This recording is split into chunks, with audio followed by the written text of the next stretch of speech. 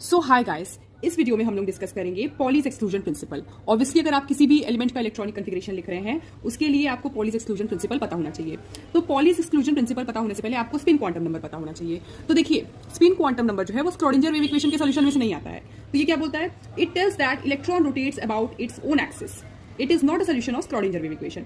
मतलब ये बोलता है, देखिए जैसे इलेक्ट्रॉन जो है वो रिवॉल्व करता है वैसे वो अपने एक्सिस पे रोटेट भी करता है। ठीक है, तो उसका स्पिन क्या होता है? या तो प्लस हाफ होता है या माइनस हाफ। मतलब क्लॉकवाइज करेगा तो प्लस हाफ, एंटी क्लॉकवाइज तो माइनस हाफ। ठीक है, Pauli's exclusion principle. Pauli's exclusion principle देखिए क्या कहता है? वो कहता है कि दो इलेक्ट्रॉन का कभी same set of quantum number नहीं हो सकता। मतलब चारों क्वांटम नंबर सेम नहीं हो सकते। आपको पता है क्वांटम नंबर कौन कौन से होते हैं? एन होता है प्रिंसिपल क्वांटम नंबर, एल होता है एजीमुथल क्वांटम नंबर, एम होता है मैग्नेटिक क्वांटम नंबर, एस होता है स्पिन क्वांटम नंबर। तो एन, एल, एम अगर सेम भी हो गया तो एस कभी सेम नहीं हो सकता। ये आपका पॉलीज एक्सक्लूजन प्रिंसिपल कहता है। देखिए, इसको हम एक एग्जाम्पल के थ्रू समझते हैं। सोचिए आपको पता है कि भाई एन आपका N2 है। ओके, तो देखिए अगर N2 है तो आपको पता है कि L कैसे होता है। L मतलब कि आपका एजीमुथल क्वांटम नंबर होता है 0 से लेके n-1 तक। मतलब N2 के लिए L क्या हो सकता है? 0 से लेके 1 तक। अब L हमारे पास इसका मतलब 2 है, एक 0 है और एक 1 है। ठीक है, अब इसके लिए हम इन दोनों के लिए m निकालेंगे। तो अगर आपको m निकालना है, मतलब मैग्नेटिक क्वांटम नंबर वो होता है -L से +L तक। ठीक है, तो L हमारा क्या है? 0 है और 1 है। तो 0 के लिए तो 0 ही होगा, m 0 के लिए तो 0 होगा। 1 के लिए m देखिए क्या होता है? -L to +L।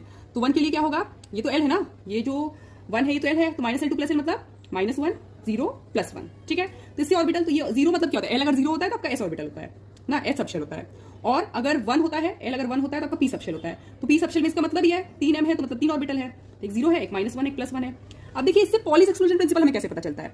आप देखिए पॉलीज रूल क्या बोलता है? ये बोल रहा है कि no two electrons can have same set of 4 quantum number. तो देखिए अगर किसी का सारा क्वांटम नंबर सेम है, सपोज देखिए n तो सेम ही है। अगर इसमें आप सोचिए कि इस इलेक्ट्रॉन की बात करते हैं, यहाँ पे इस ऑर्बिटल में जो इलेक्ट्रॉन जाएगा उसकी बात करते हैं। ठीक है, सोचिए एक इलेक्ट्रॉन मैंने भरा, अब हमने एक इलेक्ट्रॉन भरा। तो इस इलेक्ट्रॉन के लिए आप देखिए n क्या है? 2 है, n2 है आपका। ठीक है, l क्या है? l आपका 0 से 0 1 वाला, ये 1 वाला है, तो l आपका 1 है। m क्या है? m इसके ऊपर ही है, ये -1 है। तो ये तीनों सेम है, पर चौथा जो कि स्पिन क्वांटम नंबर है, तो इस इलेक्ट्रॉन के लिए इसका स्पिन +½ है, तो इसका है s तो +½ है। ठीक है, अब दूसरा इलेक्ट्रॉन जब होगा तो उसका सेम क्वांटम नंबर नहीं होगा। आप देखिए कैसे भाई? अब इसमें अगर दूसरा इलेक्ट्रॉन, तो देखिए दूसरा इलेक्ट्रॉन डायरेक्ट तो नहीं जाएगा, पहले एक इलेक्ट्रॉन यहाँ भरेगा, फिर यहाँ, फिर दूसरा इलेक्ट्रॉन इसमें आएगा। तो ऑब्वियसली ना यार, हम तो यही बोल रहे हैं कि 3 सेम हो सकता है, तो दूसरा इलेक्ट्रॉन तो यही है जिसका 3 सेम हो सकता है ना। अगर हम इस इलेक्ट्रॉन को कंसीडर करते तो ठीक है, n तो उसका भी सेम होता, ओके, लेकिन m का वैल्यू तो अलग होता, l भी सेम होता 1, पर m का वैल्यू तो 0 हो जाता। तो ये तो तीसरा ही मतलब अलग हो गया ना। पर अगर तीसरा अगर सोचिए इसका सेम है, ये जो देखिए प्लस वाला है इसका ये है।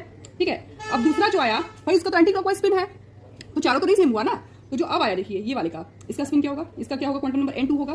L क्या है भाई? 1। M क्या है? इसके ऊपर ही लिखा है -1, और S इसका होगा -½ मतलब पॉलीज एक्सक्लूजन प्रिंसिपल कहता है कि 3 सेम हो सकते हैं। तो वही कंडीशन देख रहे हैं ना, 3 सेम वाले कंडीशन देख रहे हैं कि 3 सेम है पर चौथा अलग होगा ही, क्योंकि अगर एक ही ऑर्बिटल पे आप 2 इलेक्ट्रॉन रख रहे हैं तो